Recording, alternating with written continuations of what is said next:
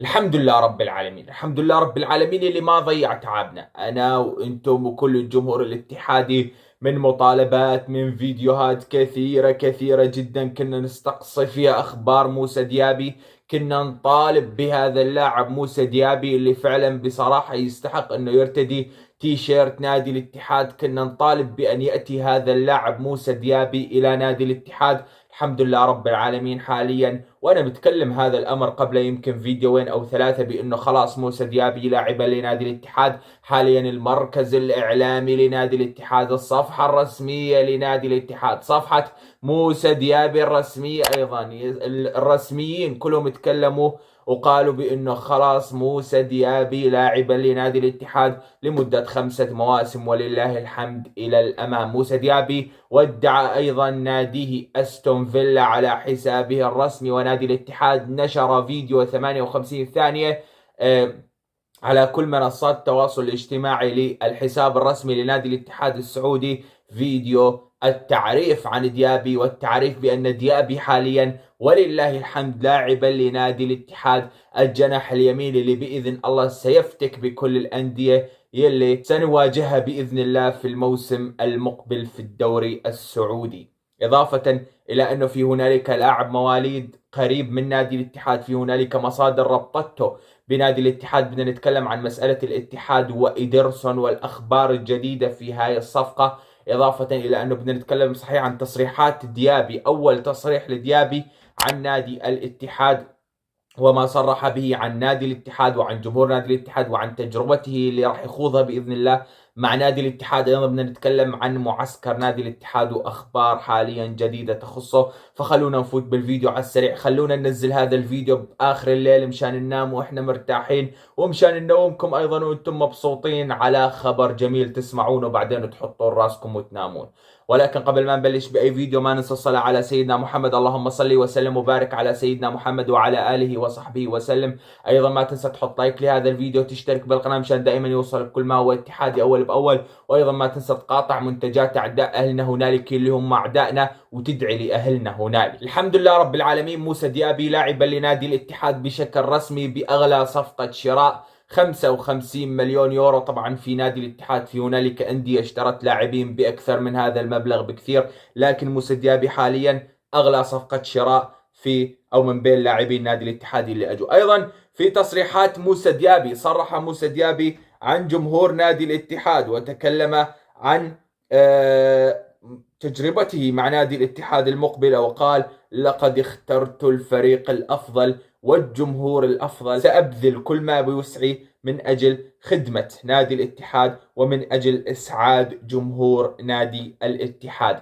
ما شاء الله، لاعب لا يزال صغير بالعمر، 24 عام. يعني فعلا هذا اللاعب اللي لازم نشكر بنزيما لأنه سعى بأنه يجيبه. مثل ما تعرفون هذا اللاعب فرنسي. بصراحة بنزيما مثل ما له في بعض السلبيات، هذا اللاعب يعتبر من أقوى الإيجابيات اللي بنزيما أوصلنا إله. فالحمد لله رب العالمين. أيضا هذول اللاعبين بصراحة أنا بحسب وجهة نظري اللي يجيبهم بنزيما حاليا، كل هذول اللاعبين راح يكونون على قلب واحد، خاصة مع كريم بنزيما ما راح يكون في هنالك مشاكل، راح يكونون كلهم يساعدون بعض لأنه كلهم من اختيار بنزيما وكلهم بنزيما هو اللي جايبهم. فراح يكونون مثل المجموعة اللي مع بعض بدون أي مشاكل ويساعدون ويلعبون بشكل جماعي في أرضية الملعب. وهذا بإذن الله ما سيخدم منظومة نادي الاتحاد بإذن الله. كل من يعني تشاءم في نادي الاتحاد وكل من رأى بأنه سيكون في هنالك أرقام سلبية في الموسم المقبل في نادي الاتحاد بإذن الله سيلجم بعد هاي المنظومة وهاي الصفقات اللي جايبينها نادي الاتحاد ولله الحمد. ولكن في هنالك حاليا أبواق راح تطلع تقول خلاص نادي الاتحاد جاء موسى ديابي يجب أن يقف إلى هذا الحد من الصفقات. لا لا أبدا، ديابي حل مشكلة مركز، لم يحل مشكلة الفريق كامل.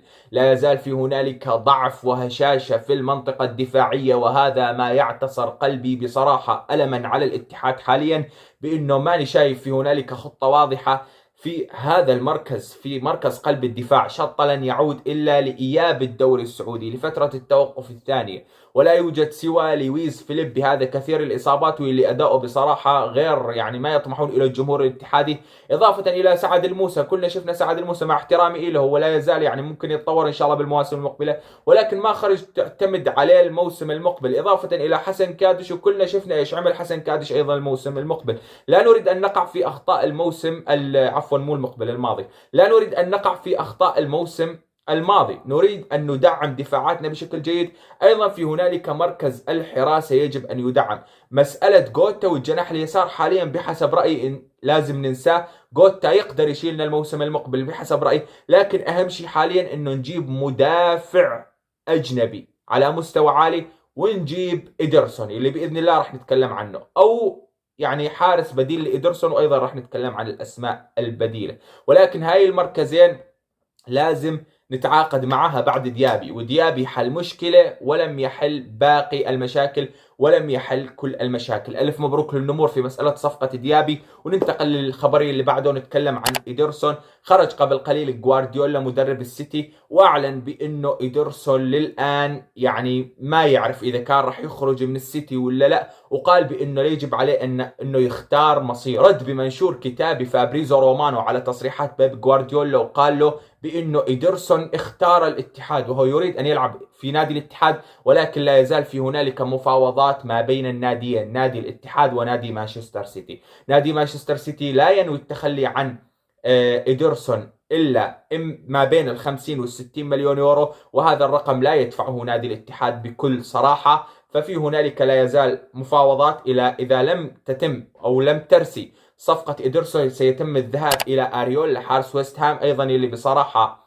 يعني حارس مو هين. إذا لم تتم صفقة أريولا سيتم الاتجاه إلى أوبلاك. في هنالك جماهير أكيد اتحادية تطمح بأن يكون أوبلاك هو الخيار الثاني ما بعد إيدرسون وليس أريولا، ولكن الحقيقة بصراحة، وهنا لا يقال سوى الحقيقة، بأن أريولا بحسب المصادر وبحسب فابريزو وبحسب المصادر الأوروبية بأنه هو الخيار الثاني ما بعد إيدرسون في مركز حراسة نادي الاتحاد، لأنه مثل ما تعرفون فرنسي ويطلبوا كريم بنزيما، ولكن بعد إيدرسون. يعني كريم بنزيما صحيح يطلب الفرنسيين، ولكن مو لهي الدرجة. أكيد إيدرسون أفضل من أريولا. ننتقل للخبر اللي بعده. جدول نادي الاتحاد إن شاء الله في الأيام المقبلة. سيسافر إن شاء الله نادي الاتحاد غدا إلى إشبيليا من أجل اللقاء الودي. بعدين بإذن الله سيسافر إلى البرتغال بعد مواجهة إشبيليا من أجل أن يقيم المرحلة الثانية في المعسكر في البرتغال.